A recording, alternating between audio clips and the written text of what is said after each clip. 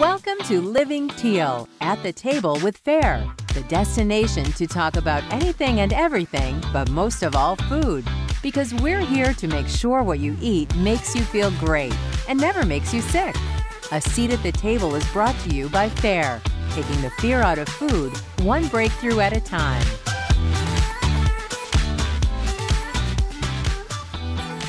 Good morning, good afternoon, or good evening. No matter where you're from, we're glad you're here with us. I'm Jason Linde, co-host of Fares at the Table. Hi, everyone. I'm Tiffany Leon, and we are back. I cannot believe that it has been a whole month since we had our first episode. And are you ready to record our second? Yeah, I am. And it's going to be all about nutrition, which is something, Tiffany, you know very well. And I've always been impressed with registered dietitians. What made you want to enter that career in the first place? I remember I was thinking about this question earlier. I remember sitting in Spanish class, and it was a class all about occupation. So you learned the word for lawyer and policeman and, all the classic occupations. And I was anything but classic. So I didn't know what I wanted to be when I was 16 years old. And so I put nutricionista, which is the most Spanish of words, of course. Yeah. And ever since then, I started looking at programs because it was around the time, junior year, you start looking at schools. And I started looking at schools that had nutrition programs, and all of the classes were about food. Why would I not want to take a cooking class in college? This sounds fun. Yeah. And so I applied, got in early at James Madison University in Virginia, and I never looked back. Oh, that's fantastic. I went and declared. Yeah, I did minor in Spanish, actually, at the end of all that.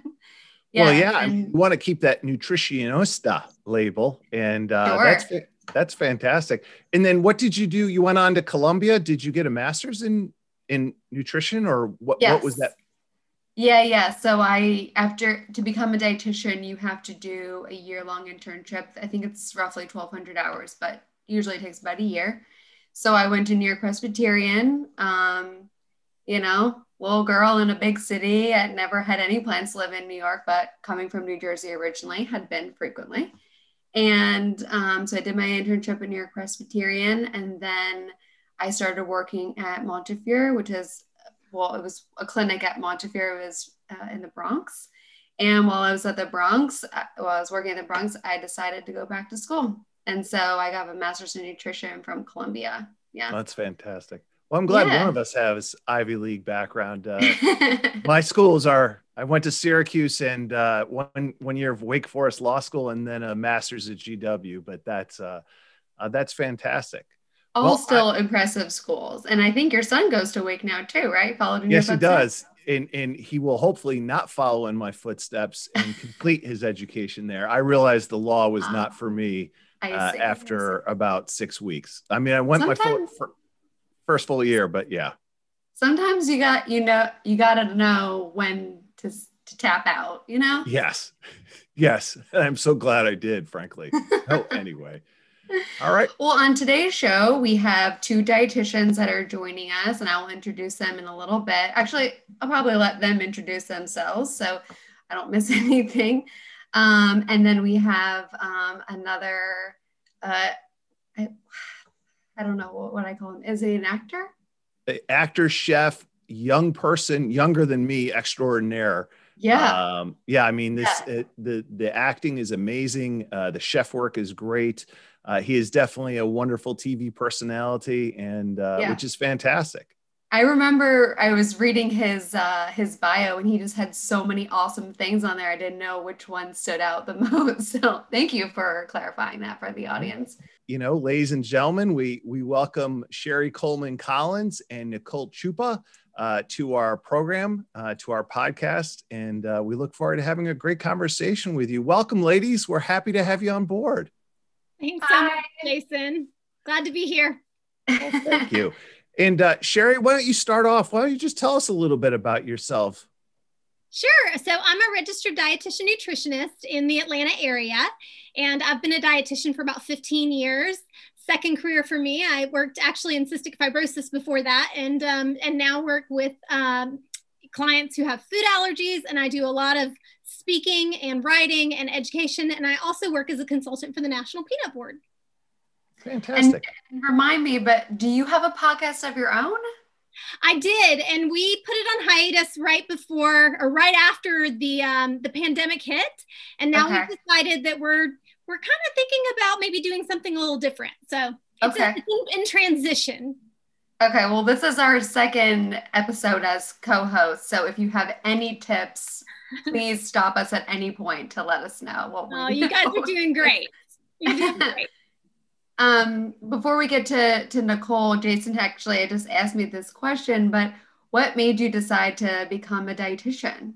That's a great question. You know, as I mentioned, I worked in cystic fibrosis before becoming a dietitian. And in that job, I learned a lot about nutrition and how powerful it can be to help manage and control disease, right? So I had known a lot about food, and I'd always been really into food. And I was a vegetarian as a teenager. So I was like all of the whole thing, like really into food. But I had never considered it as a career. And then when I worked with the CF Foundation, I met a dietitian who worked at the clinic and just loved the idea of making an impact on people's lives using food. And so I decided to go back to school. And it was so funny because I remember meeting the director of the program, and she said, "It's going to take you a really long time," when I wanted to see her. And yeah, no joke. I know, and it did. It took 5 years, but you know what? It was worth it. And I love being a dietitian. That's awesome. That's awesome. And Nicole, do you want to introduce yourself? Sure. So hi, my name is Nicole Chupa. I'm also a registered dietitian nutritionist. I'm in the New Jersey area, and I'm kind of a newer dietitian, so I'm approaching my 2-year mark later this fall. But I absolutely love what I do, and right now I actually have I work in private practice for myself, and I counsel the food allergy community just on how to kind of have a nutritious lifestyle while also managing their food allergies. And did you get into counseling patients with food allergies or clients with food allergies because you have food allergies? So, I mean, I can probably say that I grew up in an Italian-American home, and ever since I was so little, you know, food has been such a central piece to how my family expresses love to one another. So I remember from a really young age, you know, helping my grandpa out in the garden, like harvesting produce, and helping my grandma cook and bake, and my parents and I would make meals together, make homemade pizza together. So food has always been that central piece that brought everyone together and kept people together. So I think I've always had this interest in food from being really little. And then once I hit high school age, about junior year, I would say that's when I thought about making nutrition a career for myself. And I didn't really exactly know how that would work, but I just knew I was interested. So I actually took it upon myself to start looking at different articles and looking up different professionals just to kind of see what it would be like. And then I remember going to see actually a dietitian out of curiosity for myself to see what counseling could look like if I made that a career. And what I could not find was actually what made me want to do what I do now, which I couldn't find someone who was able to understand my food allergy life. Like, there was a lot of professionals able to give me evidence-based advice because that's what dietitians do, right? But for some reason, I couldn't find that person that resonated with me on that level. And so I was like, you know what? I want to be that for someone. And that kind of propelled me to be where I am. I mean, again, one of the dietitians I saw, she gave me a 2,000 calorie meal plan that actually had my allergens in them, and then said, you know, just swap it out for something else. And I said, what? Really? So I did not want to be that as a professional. So that's kind of what made me decide to do it. And Nicole, well, both of your stories are so much more grounded in, I don't know, good-heartedness than me just choosing a profession in Spanish class, but I'm glad that we have both of you in the career. yeah. And Nicole, what are you allergic to?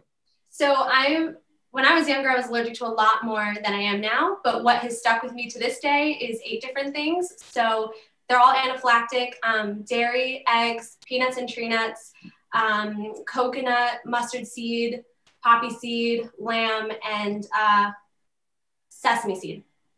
So yeah, quite a list.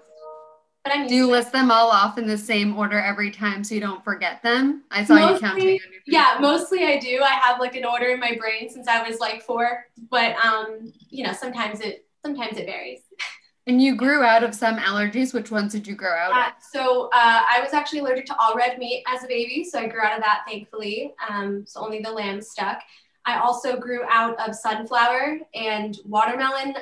Apparently there's enzymes in watermelon that can cause a reaction, so that I grew out of as well.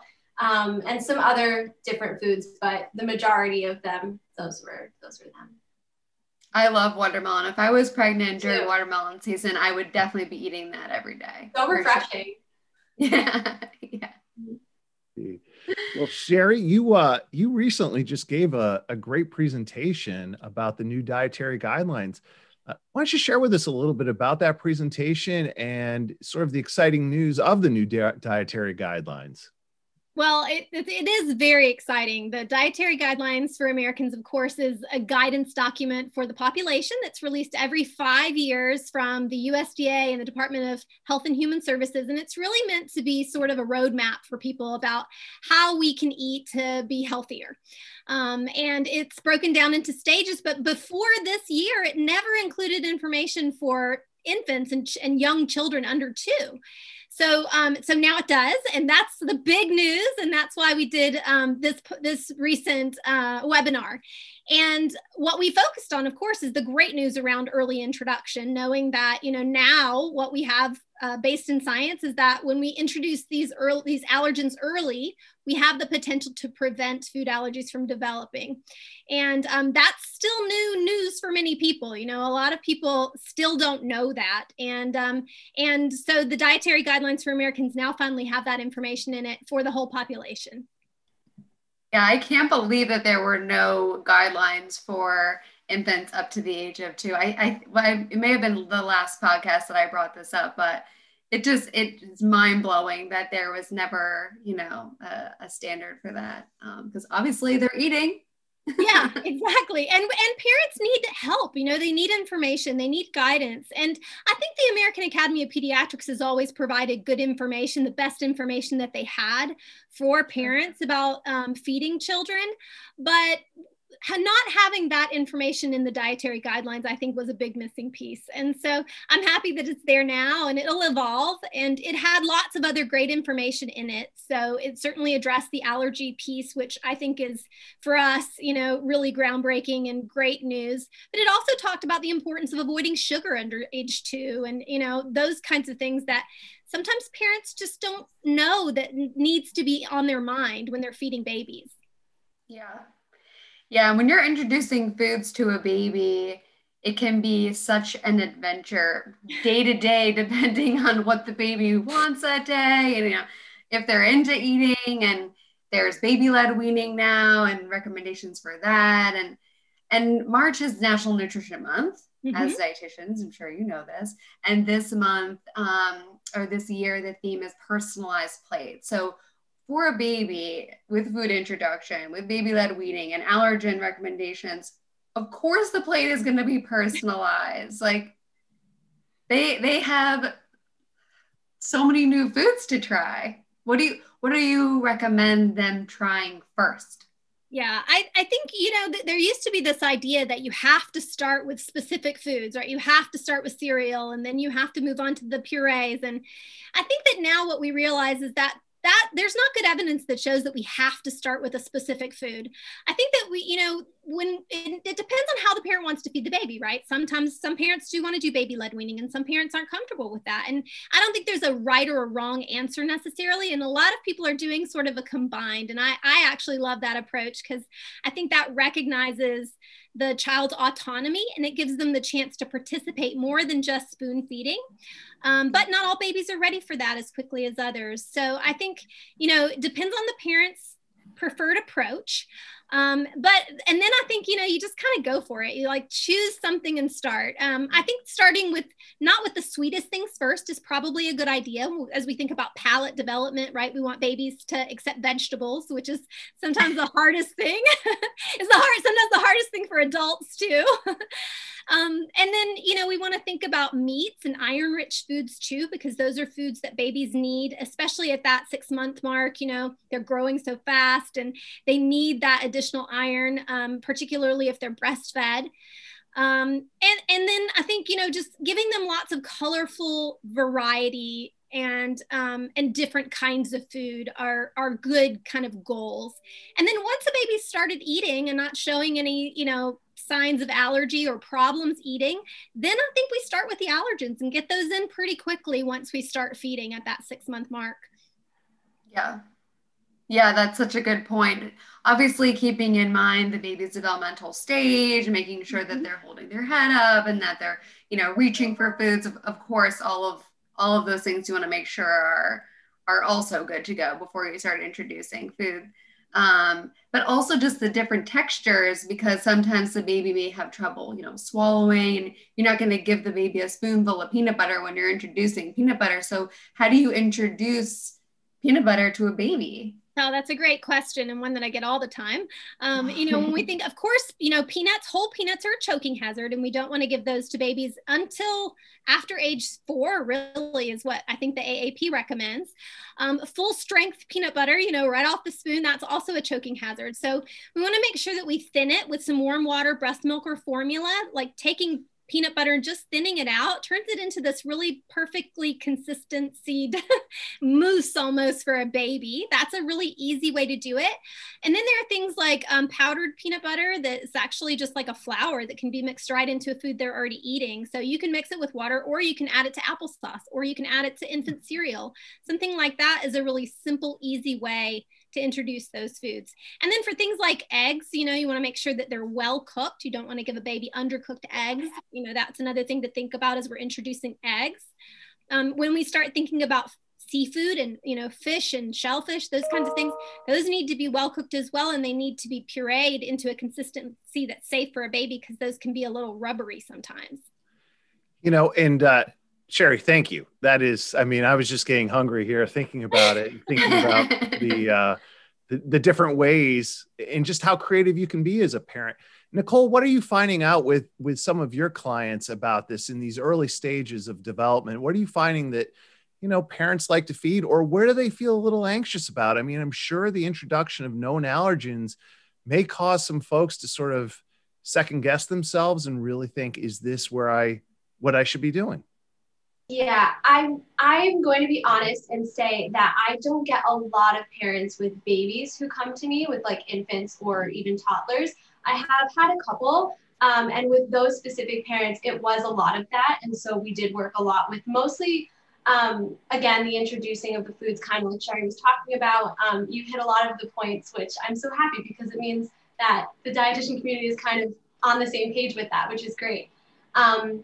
Mostly the people I see I've found ages like 15 to maybe 35, which actually is something that I'm pretty happy about, because I feel like that group sometimes gets a little bit skipped over when it comes to food allergy management, for professionals, but also for just advocating as, in blogs and video content and things like that. There's a lot geared towards babies, toddlers and young kids and school age children. I think there's a lot of information for parents.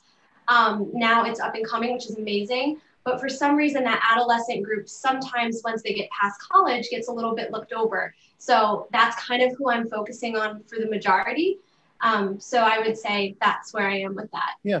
One thing before I don't want to leave babies behind, but I do want to mention that FARE recently relaunched its website, babiesfirst.org, which has helpful tips, videos, and other information for newer parents and new parents to provide and try and give to their children as they grow from baby to toddler to someone, who's reaching up with their 2 arms, asking you to pick them up constantly, which, by the way, as the father of a teenager, a late stage teenager, I've got to tell you, I miss tremendously those little 2 arms shooting up for the pick me up, daddy moment. But Nicole, let's go back to you for just a second. Can you talk to me a little bit about the challenges, some of your, the MyPlate, and what are you encouraging your teenagers and your young adults and your younger adults to to put on their MyPlate, because we just face a barrage of different daily reminders of different diets and what's the newest fad. And I know you both are grounded in strong, sensible nutrition throughout your whole life. But Nicole, what do you guide on that? Because it's just, whether it's keto, whether it's paleo, whether it's this one or that one, whether it's Atkins, there just seems to be a blizzard of diets, and, you know, not a lot of them sustainable for a lifetime. Right. You're absolutely right. There seems to be a new diet every month or so that's popping up that people want to learn about or are interested in, that, you know, prove to have these fast results in 2 weeks. And, you know, as professionals, we know that that's not the case. And if it is the case and it does have results, the long-term effects aren't the greatest. So what I always like to tell people, you know, I'm really rooted in health is for the long run, and, you know, nutritious lifestyle is just that. It's for the long term. So I think it's very apparent when people kind of look me up and kind of look and see what I'm all about. I'm a lot for the wholesome experience of, you know, preparing fresh foods and getting back in the kitchen and kind of falling in love with food in that way again. Also, you know, when we talk about building a healthy, balanced plate, you're right. I mean, when we look at MyPlate, there are some challenges there because, you know, a lot of us with food allergies, there are some food groups that are really challenging. You know, a lot of the time when you hear carbohydrates, the first thing people go to is bread, and then you think gluten. Well, what if I have a wheat allergy? And that gets a little complicated. Or thinking about the dairy food group, that's completely X'd out for most of our community. So, as well as a lot of the protein sources, like eggs and nuts and things like that. Shellfish, fish, yeah. Exactly, fish too. So with that being said, I always like to tell people that no matter how many allergies you have or sensitivities or intolerances that you have, there is always a way you can have a balanced plate. And I think, you know, sometimes it does take working with a professional to find different sources that aren't as commonly talked about, but there are absolutely ways to do it. It just depends on the individual and, you know, what they're comfortable with, and also with, you know, what their actual allergies are. Yeah, so everyone has to have a personalized plate. It just brings us back to the theme. Of course. Yeah, it's great. I like that approach for sure. Obviously, with 8 food allergies and more when you were younger, it must have been very difficult for you, or maybe not. I don't know. Was it difficult for you to navigate building your plate and avoiding those foods? When it comes to me being like preteen and younger, I don't think I actually gave it too much thought personally, but I know, again, going back to just being in the kitchen with my family, it was kind of just something that was, I think, just happening naturally, you know. But I think my parents did a really good job of kind of just like making sure I had all these bits and pieces, talking to doctors about what they thought I needed. So I never had like, you know, problems growing or missing nutrients in lab work. I've never really had issues with that. Then when I became a teenager and an adolescent, now an adult, I think once I started taking that role, you know, into my own hands, I found that it's actually not that complicated. I think it's kind of, when you grow up with allergies all your life, it's just something that you know, and you don't know what you're missing with other foods, you know, which is a really common thought process for a lot of people with allergies. But there's always, like I said, a way to find a balanced plate. So I've never really had an issue with it. But again, I think that just comes with being educated in the nutrition department and also just being used to allergies. Yeah, totally. Yeah, go ahead. Whenever I'm talking to clients, and I would love your input on this, Nicole, as an adult with food allergies, you know, the way that I always approach it, and I always have approached it, is food first. You know, we really focus on food first, and focusing on things that are naturally free from your allergen, whatever those things are, you know, figuring out what those are rather than looking to replace it with something that's an equivalent. Sometimes that's not possible. Sometimes it's not appealing to people. So really focusing on how can I find things that are naturally free from your allergen, that are delicious, things that you enjoy, that are easy for you to prepare, or that you're willing to learn to prepare, and how can we focus on incorporating more of those foods into your diet? 100%. I completely agree with you. That is absolutely where I come from. I think it's a funny story. When I think of what you're talking about, when I was growing up, I remember trying to find an equivalent for like a vegan cheese, right? So I remember my mom going out and buying these like artificially colored yellow like pieces of, I don't know what even they were made of. I was like 12. She was like, oh, you can put these on sandwiches, like they're replacement for cheese. I'm like, all right, I'll try it. And I remember I had it and I was like, oh my gosh, Mom, this doesn't taste like food. I don't know what this is, but this is not it. Like, no. So but that's a perfect example. I always like to tell people, yeah, like food first, learn to love, try to learn to love to cook and again, find just naturally whole, fresh foods that are allergen free and allergen safe for you, and then go from there. And of course, if there's products you want to try, or if there's, safe substitutes you want to go for, yeah, experiment all you want. But I think always having that foundation to come back to, you're absolutely right, Sherry. I agree with you. Yeah. Mm-hmm. Yeah. And I love the fact that you took a negative and turned it into a positive, that both of you do that, because as someone, on the first episode, we talked a little bit about this. I grew up allergic to milk, and I grew up in a small town in upstate New York, and it was a challenge, and tomato as well. It was just a challenge to work around that, because every boy's cereal choice, it's okay, Lucky Charms, not exactly the most nutritious thing, but it was delicious. But there was a thing called Coffee Rich, which was like a milk substitute that I used and diluted. It was basic. Anyway, but I'm just so happy to hear, because I walked around for a long time thinking, I can't have this, I can't have that, and my mom's got to make these special meals. But I just love this positive outlook and how you frame that for your clients. Yeah, no pizza for you until you grew out of the tomato allergy, right? Yeah. Thank God, around 13, 14, because it was tough. There was no doubt about that. But I can't imagine it was any tougher than Nicole, though. I mean, Nicole, in an Italian household with what you ticked off, that must have been a challenge. It can be a little challenging. Sesame seeds flying around makes me a little crazy. Even to this day, I don't live in an allergy-free home. So my parents they keep an Italian bread, all over the counter, not, haphazardly, but there are seeds everywhere. You can't really avoid that. So I'm always constantly looking around, and we have a granite countertop, so it's kind of hard to see them. So every morning I kind of do the sweep, and I'm like, all right, before I make a meal, what's around me? And I think that's just really important too. And it's one of those things, like you said, having that outlook to reframe things. Like if you constantly go throughout your day and think, oh my gosh, I wish they just wouldn't buy this bread, or oh, I wish that we couldn't keep, milk in the fridge. If you start thinking that way, you're just gonna be really unhappy. So you just kind of got to go with the flow and adjust. Plus you're from New Jersey. There are sesame bagels everywhere. Yeah. One thing I wanted to come back to, Sherry, you mentioned focusing on food first. And I feel like as a dietitian over the years, I've gotten a lot of questions on supplementation. And of course, everyone is different. Their diets are different. Their personalized plates are all different. But you mentioned that certain babies or certain infants may need supplementation. Can you just go back to that and revisit that? Sure, yeah. So it's in particular for babies who are breastfed. Breastfed babies may not get all of the vitamins and minerals they need from breast milk. Breast milk is an incredible source of nutrition for babies, and it's certainly the preferred nutrition for babies if it can be provided. But breastfed babies need vitamin D. They need additional vitamin D because breast milk doesn't contain enough. So shortly after birth, exclusively breastfed babies should be given supplemental vitamin D.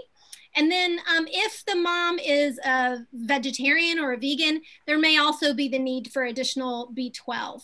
And that really depends on the baby and the mom. But other than that, it's not usually necessary to supplement with other vitamins and minerals, as long as, mom's diet is adequate, the baby's breastfeeding enough, or if the baby's receiving formula is a complete source of nutrition.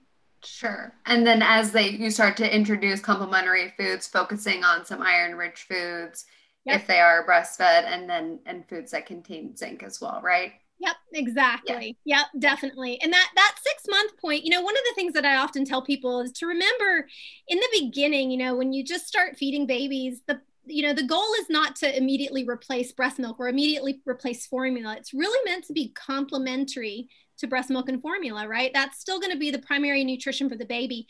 So focus on foods that are rich in nutrition, right? So that it's complementing what mom's providing or dad's providing based on the breast milk or the formula. So is that like, okay, go ahead. I'm so sorry, Jason. Tiffany. No, So ask the question. Well, yeah, no, I mean, so is that, yeah. Anyway, so is that sort of like vitamin C in products like that? I mean, I was just sort of thinking, okay, what's outside of that purview? So, I mean, is this where we slice up little, things of orange, or is this strawberries, or is this, things like that nature, or what would you specifically recommend? You mean for the infant? Yeah, for the infant. Yeah, sure. I mean, it would need to be more than just sliced, right? So it needs to be in an appropriate consistency. Yes. Sure. So Pureed. Pureed, cooked, mashed, very, very soft for an early eater, right? Yeah. But yeah, focusing again, as Tiffany mentioned, on these iron-rich foods. So thinking about meat is a really good food to start early because it does contain so much iron. So meats, but they're going to have to be pureed, or cereals, that are iron fortified. Those are some of the best ones to start with, but vegetables are another great source of nutrition, right? And especially dark green leafy vegetables that are, high in all kinds of the nutrients that most of us don't eat enough of. Yeah. Do the dietary guidelines mention anything, or do you have any recommendations for moms during pregnancy or during lactation that A, may reduce the risk for food allergies, or B, just healthy tips in general? Yeah, that's a great question. We don't have great evidence that there's a lot of intervention that can be done during pregnancy to prevent food allergies. We just don't have that information yet. What we do know is that moms should eat a varied diet, right? A diverse diet that's really nutrient rich, and that will lead to the healthiest pregnancy, the healthiest mom, and the healthiest baby. But it doesn't necessarily prevent food allergies. So, unless the mom has a food allergy, there's no reason for her to avoid anything in particular. She can eat whatever she wants to, as long as it's healthy for her. That's also going to be healthy for the baby. Yeah, well, I'm eating everything, so that's. Are you having a baby? Are you? Yeah. I'm expecting a baby. I'm expecting a baby boy in May. Mm-hmm. Yay! Congratulations! Thank you. I guess I didn't mention it on this one, but yeah, we were talking about it on the last podcast. So yes, it's been an adventure, which is why I was wondering if there was any tips that you had for moms or when I will eventually be hopefully able to breastfeed. But there's so many new things. Yeah. There's so many new products out there for introduction or in the baby aisle. My father-in-law the other day said it hit him that we were having a baby when he walked down the baby food aisle, because there's just so many products out there. And I thought to myself, I'm 6 months in and that's when it hit you in the supermarket? Hey, everyone's on their own journey. That's fine.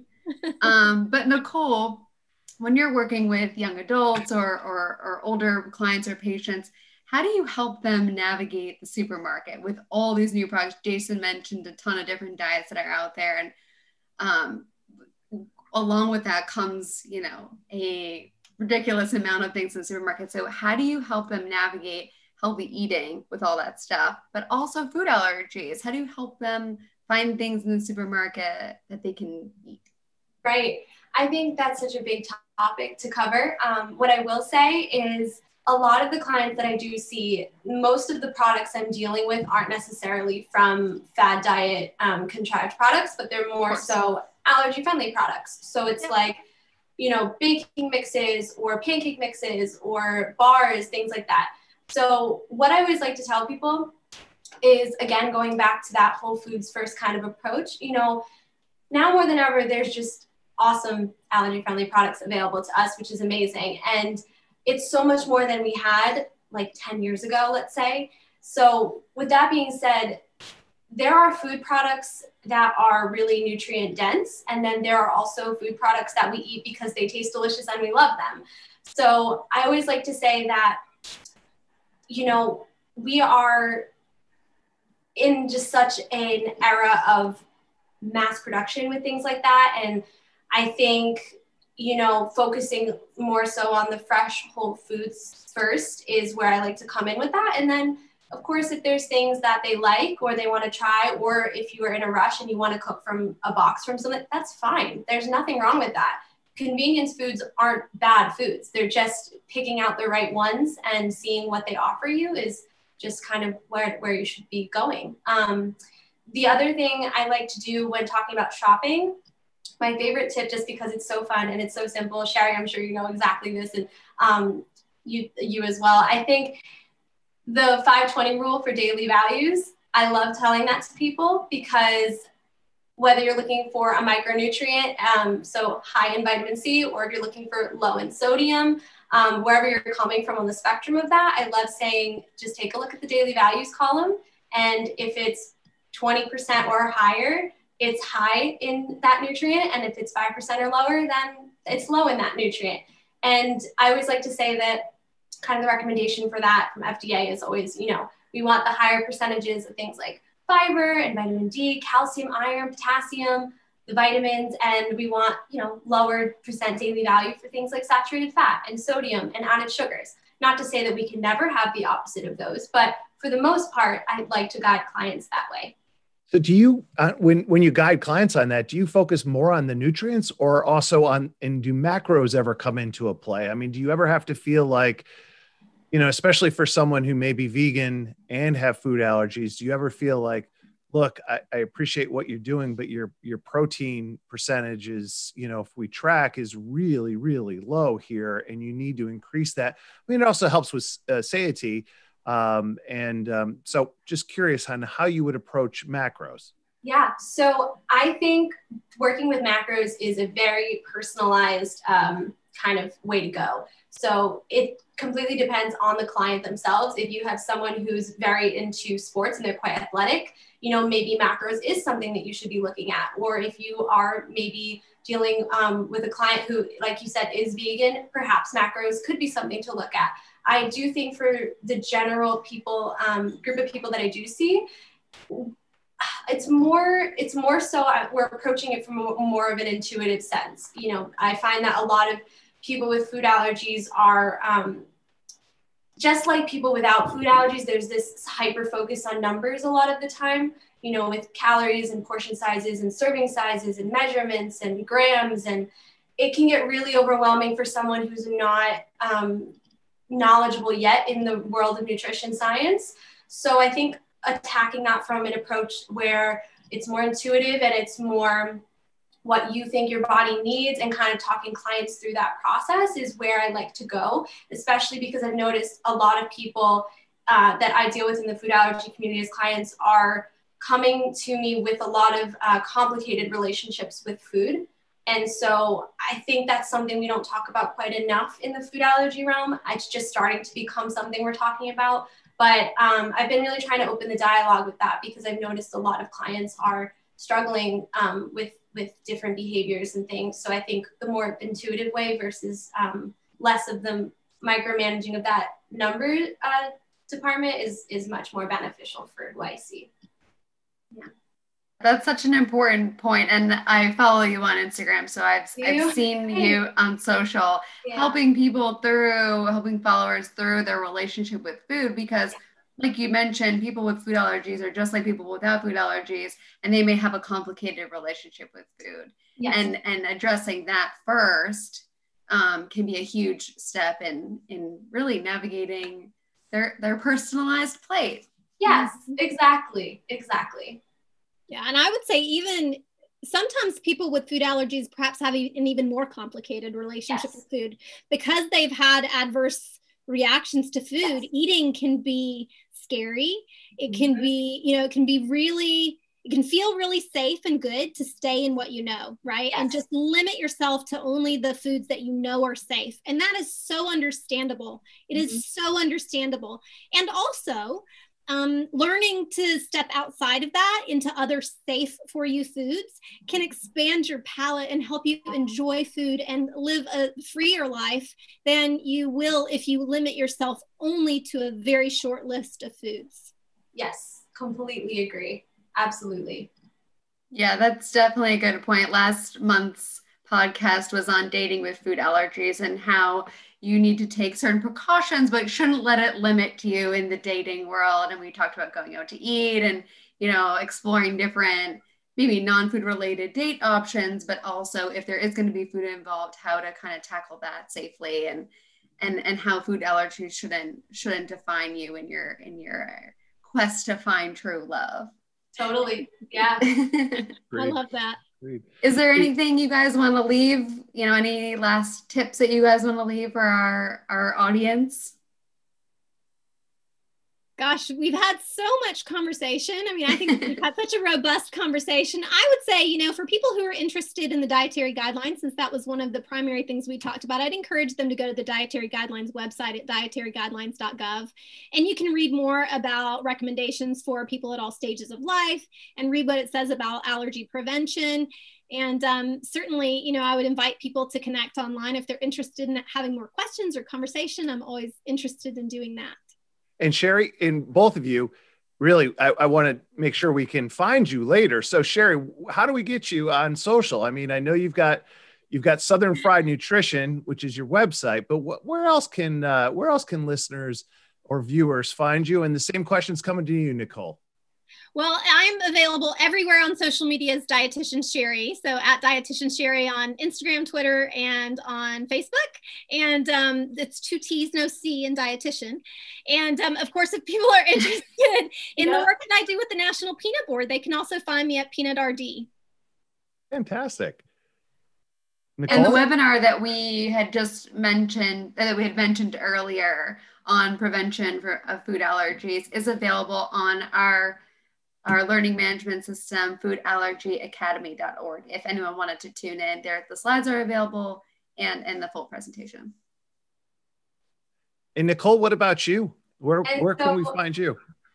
I think, so for me, I would say, so you can kind of find everything I do just on nutritionallynicole.com. And in terms of social media, I focus a lot on Instagram and YouTube. So both of those are just nutritionallynicole. And my email, nutritionallynicole@gmail.com. Again, if anyone wants to connect with any questions or is interested in talking about something specific. But yeah, I think the last thing that I would like to say is, I think one of the messages I like to tell pretty much everyone is that even though you have food allergies, whether it be 1, whether it be 25, I think, there's always a way to find joy in food. And there's always a way to, connect with people through food and kind of just live your life happy. Like you don't need to be hyper focused on food like every second of your day. And you can still have a really nutritiously dense diet, enjoy the foods that you love when you want to. And I think finding that balance of the two is where that sweet spot is. And so that is something that, is kind of challenging to do on your own. So if you are looking to do that, I mean, Sherry, myself, there's so many dietitians willing to do that and help you with that. So I would tell people to not settle, just really keep pushing until you find that joy because it's there and available for you. Well, I would say don't settle is a great way to go through life as well. One last question. We got one from our producer who was just sort of letting me know that this would be a great one for some folks. So let's say you're an adult, right? And you want to start eating with more intention. And again, it's a blizzard of diets and different philosophies that are out there. Where would she begin in sort of eating with intention? Where would a woman, guy, whomever, where would they look to sort of start on their nutritional diet, their philosophy, and get educated for themselves so they can be a better, have a more healthier life? Who do you want to go first? Well, Nicole. Okay. I'll go with you first, and then we'll close with Sherry. Sure.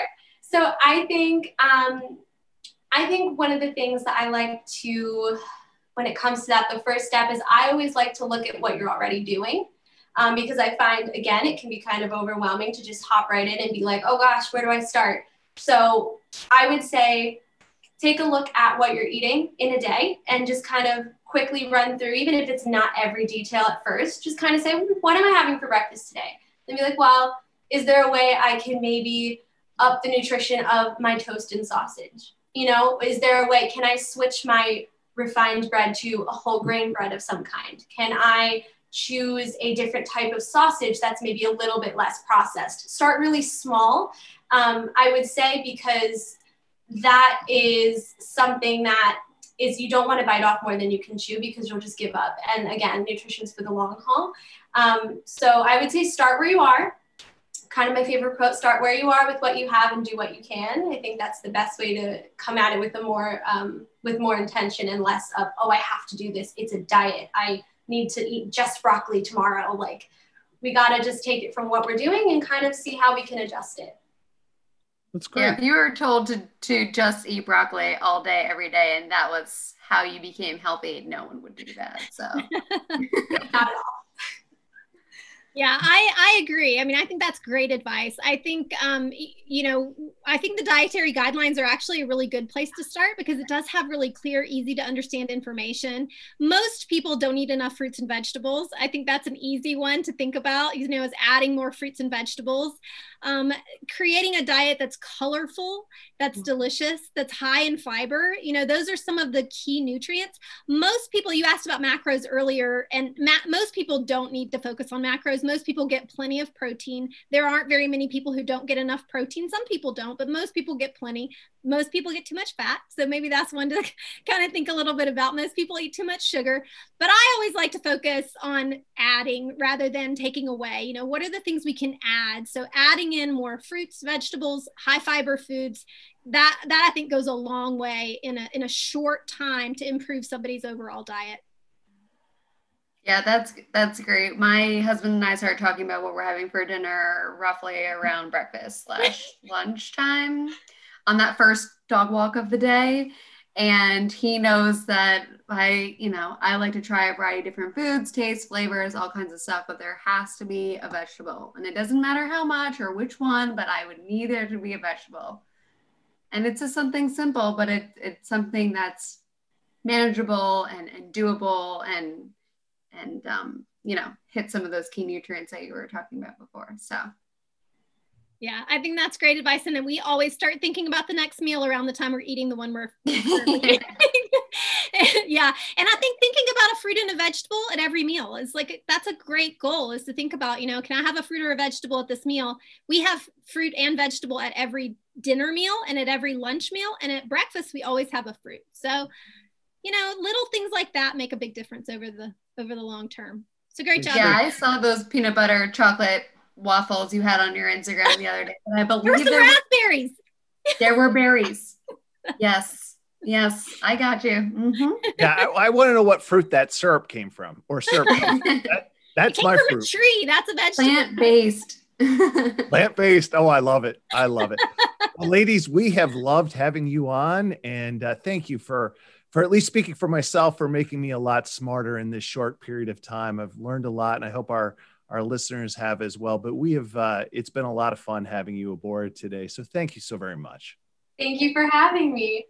Yes, and let me be the first to wish you guys both a happy Registered Dietitian Day. I know that's coming up. You too. Thank you guys for joining. We have one more guest on our show, Owen Osborne, and again, I'll let him introduce him because I will not do it justice. So stay tuned. Tiffany, he just has an amazing track record of success already. Would you please welcome Owen Osborne?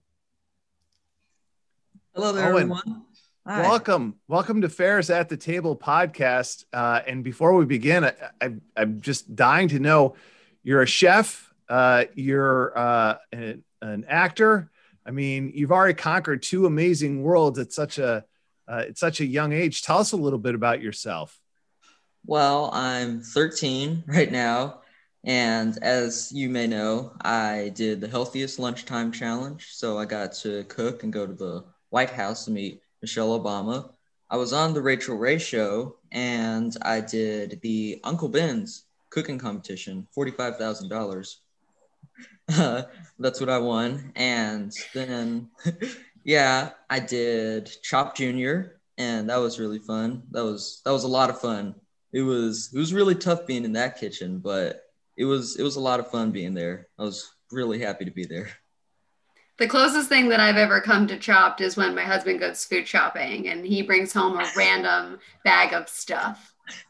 And I have to figure out what the heck we're going to try and eat and I make it into a meal. But at least you were competing for money and you know, that's a lot of fun. That's awesome. And Owen, what sparked your interest in cooking and in doing this? I mean, this is an amazing journey. So, I mean, I'm just counting back the years to, 2015. It was when you did the contest or the work with Michelle Obama, correct? 2016, I believe. 2016. Yes. Okay, so you were 8 or 9 at the time. That's pretty amazing. I mean, most people are 8 or 9 are on the outside of the ropes going through the White House, looking at the paintings. You're on the inside. So tell us, what was that like? It was really fun. I mean, it was really big at the time. It looked big because, it was kind of small. There was a lot of artwork. We got to meet the dogs. The dogs were really fun to hang out with. Nice. They cozied up to me really quickly. I got to meet Michelle Obama. She's extremely tall in comparison to me and my dad. She is extremely tall. It was a lot of fun. And we got to meet a band. There was a band playing whenever we were there. They had this display with all the chef hats from all the different kids from all the states and territories. And Michelle Obama was extremely nice. She was extremely nice. When you go on a show like that, or when you're part of a competition like that, how do you decide what you're going to cook? Obviously, Chopped, they give you, X amount of ingredients that you have to start with. But if you're given the White House kitchen, I don't know what the rules were there, but how do you decide what you're going to make? So I decide how I want to cook based on what I like to eat. My process usually involves taking stock of the ingredients that I have available. And then if I don't have something, I kind of find a way to work around that ingredient I don't have and see if I can find something to replace it. And that's what I really do. And if there's a recipe, like a specific recipe they want me to create, but I don't have the exact ingredients for it, then, there's lots of different substitutes you can have, and you can just have to go in there and you have to research them. And what's your go-to dish for these things? I mean, if I said to you, hey, Owen, come on over and, if you were to make a guess, your go-to dish, what would you make? What is the, what do you prefer? What's the one thing that, this hits it out of the park every single time? I would have to say my vegetarian jambalaya. Not only is it hearty, it fills you up and it gives you this fuzzy feeling all throughout your body. And not just because it's currently Mardi Gras week, but I always do that one. Oh, that's fantastic. And so a lot of spice, I would imagine. You got to put a nice little kick in it.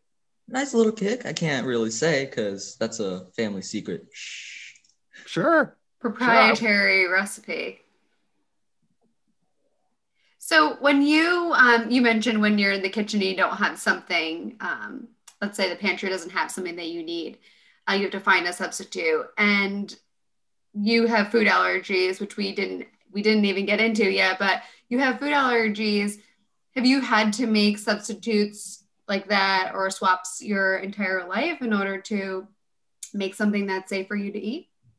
We have had to do that in my own household because, well, even if we do know that there's a company that may make some ingredients that we use and it's safe, you always have to check the labels because you never know the company, they might change ingredients. And even if you've been with that company for years and years and years, it's like they can change it just like that.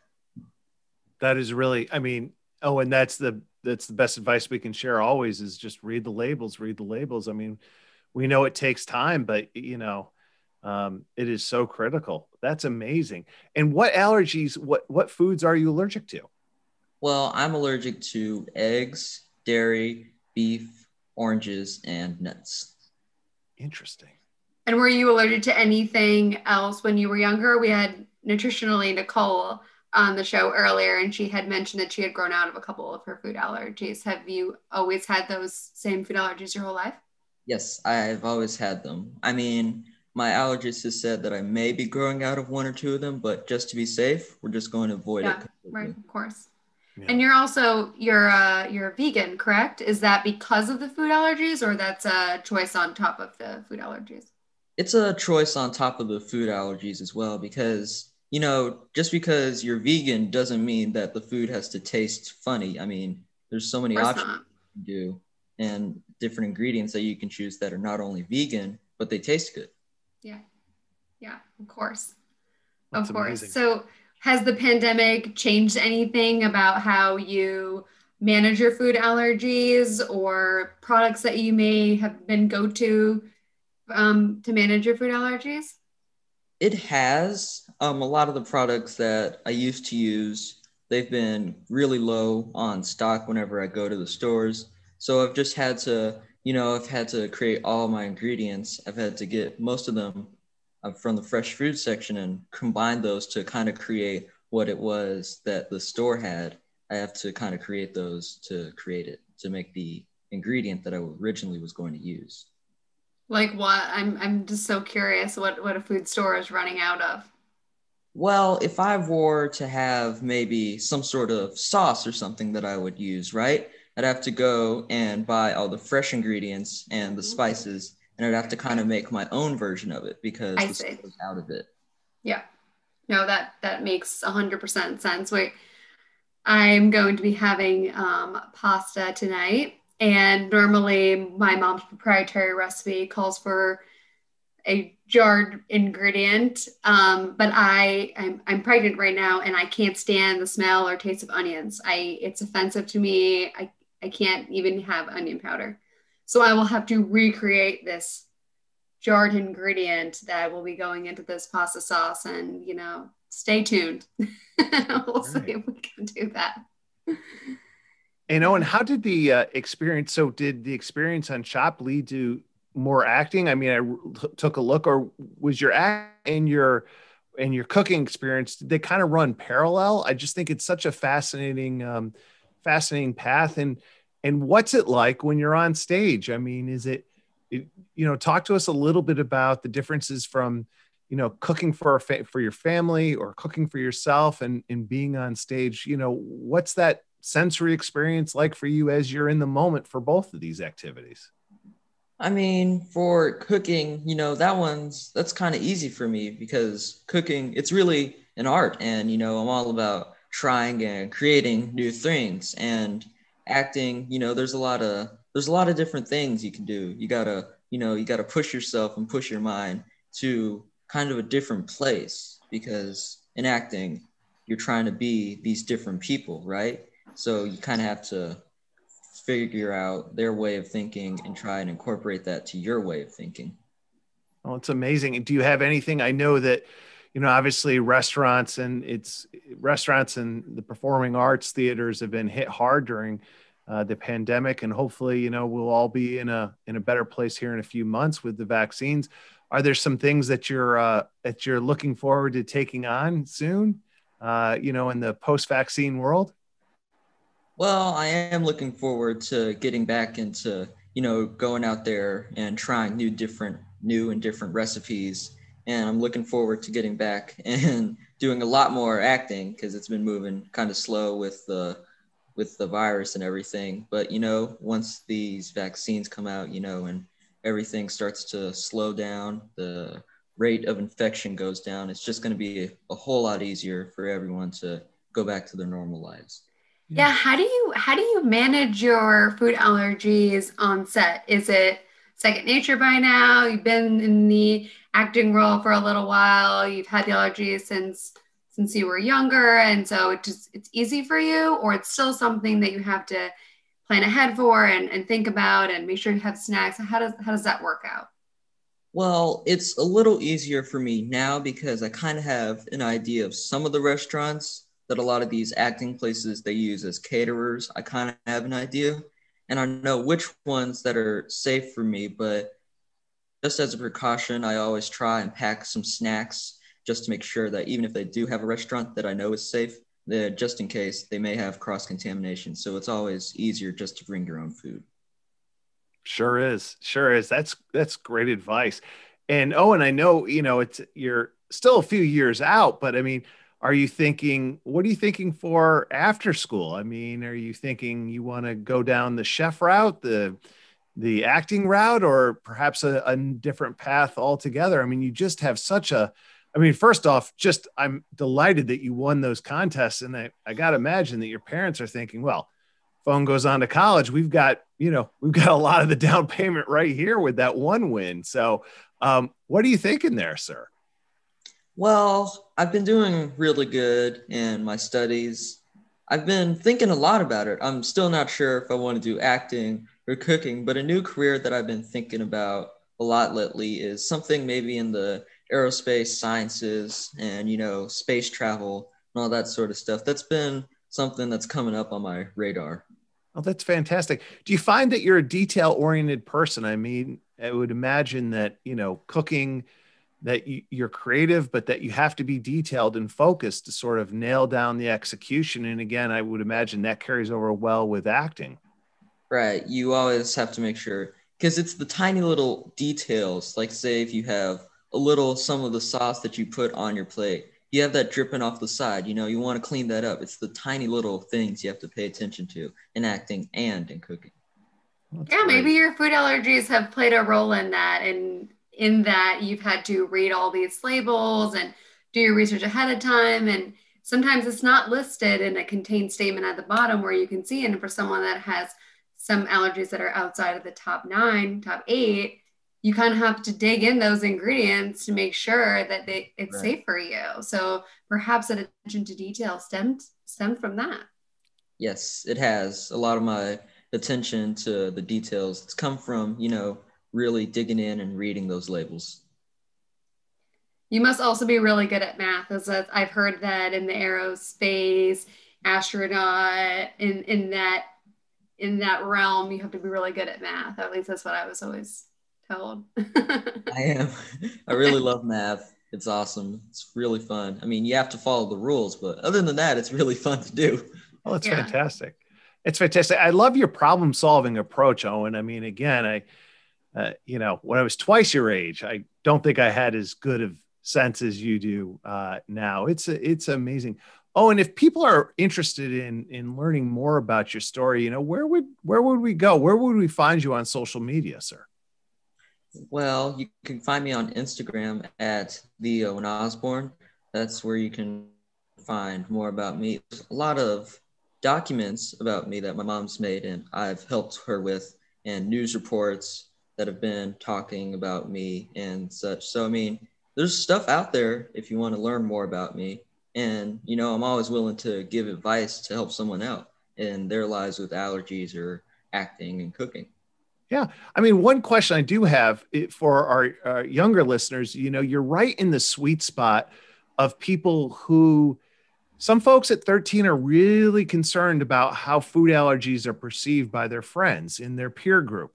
And how do you manage that? Do you ever feel like you have to apologize for something that frankly you have no role or no control over? But how do you manage that on a day-to-day basis, and especially when you head back to school? Well, for me, it's kind of easier to, have my food allergies around my friends. I've kind of made my friend group with a lot of people who are very understanding. Their parents are understanding, and I don't really have to apologize really whenever I'm around them and I have my food allergies, because a lot of people, they used to approach me and they'd be like, "Hey, Owen, can you eat this?" And I'm like, "No, I can't eat that. I'm sorry. I'm allergic to it." But whenever I'm around my friends, it's like, "Hey, Owen, I got my stuff and you have your stuff. So let's kind of keep them separate so we don't risk cross-contamination and get you sick." Oh, that's great. That's so wonderful to hear that your friends are enlightened and see it from your perspective as opposed from their own. That's great.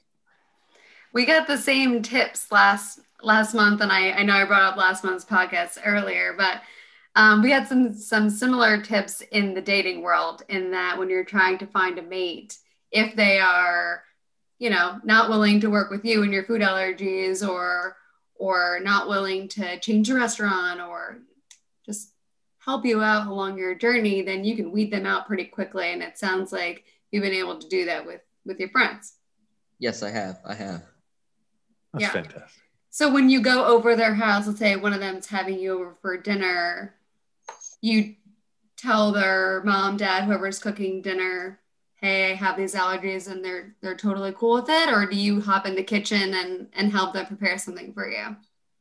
Well, I do. If I were to go over to someone's house, I would most likely be in there helping them.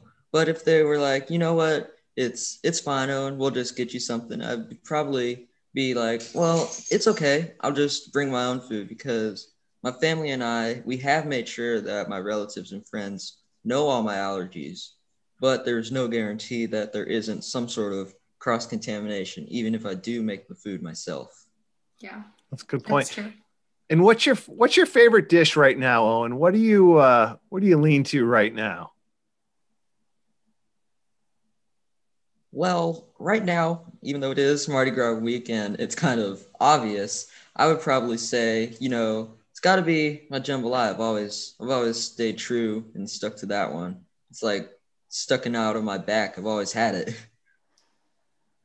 Is that something when you, and I'm just making this assumption that when you're acting, you're in California, because you're in Louisiana right now, correct? Yes, I am. Yes. So when you're acting, I'm assuming, are you in California? When you're in California or you're on site, do you miss the Louisiana style food? Yeah, definitely. I miss it all the time whenever I'm there. Do you seek it out? Do you try and find a restaurant that can try and make something as good as yours, or you get the Airbnb and you just make it yourself? I have found a restaurant there, and whenever I'm in California, found a restaurant that does a pretty good job of recreating, some of that Louisiana cuisine. It's really good. It's great. Well, let's not keep it a secret here. We have some friends on the left coast that we love and we get along with real well. What's the name of this restaurant, Owen? This restaurant is called Crimsey's. It's in Los Angeles, I believe. It's awesome. I mean, they have beignets. They have everything you could ever want if you were in Louisiana. And it's vegan. It's vegan. Really? Yes, it is. All right. The whole restaurant or the dishes that you lean towards? The whole restaurant is vegan. Oh, the whole restaurant. Cool. That's amazing that they can recreate it in a vegan setting. And I got to tell you, my understanding is it's in Van Nuys, which is a wonderful community. So that's great. Well, thank you, Owen. We appreciate that. We also hear that they make a great king cake as well. And I got to believe that's got to be your dessert of choice, right? Yes. Yes, they do. Yes. Do you dive into the dessert world, or are you, because I know sometimes chefs, they like have a lane, they're a pastry chef or more of a traditional chef. So do you jump into that dessert world, or do you stick more with savory dishes? I've been starting to dive a little deeper into the baking and the dessert realm, but I'm still doing mostly savory dishes for right now, but I'm still trying to start and work on baking and all that.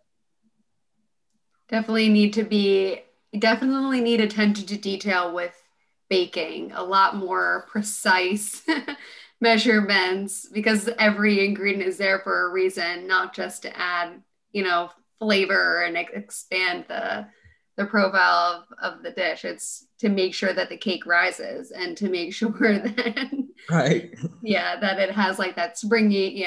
So definitely a little bit more attention to detail in baking. Have to have some patience. All right.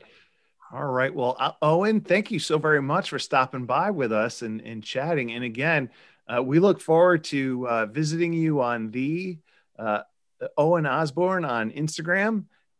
You've been a great guest. And again, Tiffany, I wish you the best of luck on your journey. It's an amazing path so far. It really is tremendous. All that you've done at such a young age, and just keep it up. And We look forward to seeing you soon, and look forward to reading more about your successes in the days and years to come. Thank you. Thank you for having me here. Thank you. Yeah, nice to meet you, Owen. Look forward to seeing you in the future. Nice meeting you guys. Next up, we have FAIR's CEO, Lisa Gable, to tell us what is inspiring her this month at FAIR. Hey, everybody. How are you doing? Good, Lisa. How are you today? I am fine. It is relatively warm outside for wintertime. Yes. Well, March is a wonderful month. We're turning the page on the past and moving towards the future. So what does the immediate future hold for us here at FAIR? Well, there are so many things that are going on and happening, and it's such an exciting time period as we really see a lot of wonderful programs that we started evolving now, sort of taking roots and growing flowers and doing all those spring-like things. But, what we're coming off of is that, as you all know, February was Black History Month. And it was really an opportunity for FAIR to amplify some good work that we're doing that's really important to us, and that is the work in diversity, inclusion, equity, and access, and really underscoring that last word, which is access, because our goal is to ensure that there are standards of care that are equitable for all patients, that they have the information they need to really keep their families safe, especially their children safe. And then secondarily is to ensure that when we're developing drugs, that we're taking into consideration the lifestyle constraints of people who are going to be using those drugs, and that really the voice of that patient is recognized. And so that's a big issue for us, and it's a place where I see a lot of growth. Well, that's fantastic. And I know something I'm really excited about is we'll have our virtual fly-in coming up here shortly. And one of the panels, obviously, you're going to kick off things for us. And we're going to have a panel with Dr. Susan Main over at the FDA and our own Steve Dannon asking her a few questions. Anything else about the virtual fly-in, Lisa, that you'd like to mention? Well, you may remember that last year, right before we shut down things, was the fly-in. And so it's something that will stick in all of our minds because so many of us were together, about 150 of us were together, families, their kids, parents, really walking the halls of Congress. And, it's a sad thing right now with COVID that we don't have the opportunity to be with each other, but we're looking forward to those opportunities. And we know that with the virtual fly-in, we're providing mechanisms for people to stay engaged with each other, maintain the advocacy. Congress is still, they're still in session, they're still working hard, and we are representative government. And so your voice matters in having the voice of all of our patients, being able to guide our policymakers in coming up with framework and ideas that will really meet our needs is something that we can make happen virtually, even if we don't have a chance to be seeing each other. No, and that's right. And you can still sign up. The wonderful thing about a virtual fly-in is we don't have to worry about hotel space. And so it's real easy to do. Just go to foodallergy.org. Right on our homepage, you can sign up and register for this free event.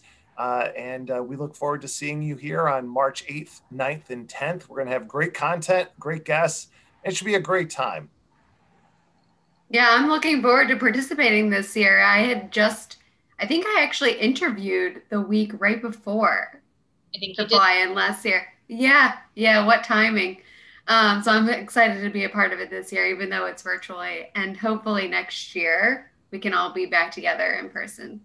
Well, I hope so. I know that it was really wonderful. I'll tell you my favorite thing about the fly-in last year, and I'm going to tell everybody to really live on the chat buttons because as we saw during the Global Summit, even though we couldn't see each other, it was really fun to see everybody chatting on the side, and that drove the conversation. It was helpful for the speakers to know what was of interest to us, but it's also a great way for us to maintain contact because my favorite part of the fly-in, to be honest with you all, was between the meetings because we were sitting down in the cafeteria in the Senate Hart building, and I remember bringing a bunch of chairs together, and one of the little girls had her baby doll, and somebody else had their little item that they wanted to show their congressperson, and maybe it was a picture of themselves if I remember correctly. And so that human touch aspect is really up to each and every one of us. So when you participate, send notes to your friends in advance, start talking about what's exciting to you, and then chat with us because we love our chat buttons. Yeah, that's such a good point. We're also taking requests and ideas for the upcoming podcast. So if you guys want to share those, feel free to reach out to us for upcoming show ideas. That's a good point. I'm glad you brought that up, Lisa. And while you're doing that, while you're reaching out to us, please also be able to share our podcast with your friends and family and others, in the food allergy community and outside of it. So people get a better understanding of what we're about and what we're doing. Also, be sure to rate and review us. Please give us 5 stars. That really would make us all very happy, and it would boost our ratings. But we just appreciate everyone listening and staying and sharing with us. And one thing, if I can bring it forward too, is make sure you check out our Living Teal channel, because a lot of our TAG members, Teen Advisory Group members, our rising leaders, and some of our key supporters who will be part of the advocacy have been actually being filmed with different major spokespeople. We just had Rashad Jennings do something called The Big Idea. And I know that Emily and Thomas Silvera and a number of other folks in the community, Michael Frazier, who's one of our biggest advocates on the advocacy committee, had an opportunity to outline things that were important to them from a policy perspective. So if you want to educate yourself before you sit down and start chatting and talking to your congressional leader, take a look at some of the Living Teal channel, check out The Big Idea, and figure out ways that you can frame up some of that conversation within your own language about things going on in your life. Yeah, and that Living Teal channel is found on YouTube, and all you have to do is just go search for it. It's right there. We've got great content on there, hours and hours of fantastic interviews and conversation with chefs and with people at the forefront of the food allergy community. Before we go, Lisa, is there anything else you want to share with our listeners? Yeah, one thing to remind people is, I know it's not consistent across the U.S., but on the East Coast, a lot of our schools are going back to school in March. In March, they'll be in the classroom. And we know for you food allergy moms and dads that there's going to be a bit of anxiety. Know that FAIR is monitoring this. We want to make sure that if food is moved into the classroom, that all allergen issues are adhered to, and that families and teachers and kids are trained and understand those issues. But again, since we're talking about advocacy, it's time for us all to gear back up again as kids are headed back into the classroom where they've been working from home. So know that we are on top of it, but we want your constant feedback, and we know that you're going to be contacting us, and we will all be hyper vigilant to make sure that for the food allergy children, moving back into the classroom is a safe place where they're excited and safe going back to see their friends. Well, and one thing I was really proud of our work together last year, Lisa, was that we were able to work with the CDC to make sure that the needs of food allergy children were included in CDC guidelines, and those guidelines stay on, are currently in existence and are currently in place. And we've got to take care of the nearly 6 million children who have food allergies. It's almost 2 in every classroom. So it's a really critical issue as I know the kids and parents especially are excited to see their children go back to school and return to some form of normalcy, but it is an anxious time as well as we prepare to move towards the spring. Anything else, Lisa, for us this month? Not at all. It's just that we are going to be so happy when those flowers start coming up and seeing kids back with their friends. So we hope we're all coming out of the pandemic, getting our shots, but we are here for you. We love talking with you. Keep those messages coming into us on digital and other ways that you communicate with us, and stay involved, because we need to make sure that your issues are front and center in every conversation. Well, that's all we have time for today. It always flies by so quickly when you have so many important topics to discuss and exciting things going on at FAIR. So we will see you back here next month at the table with FAIR.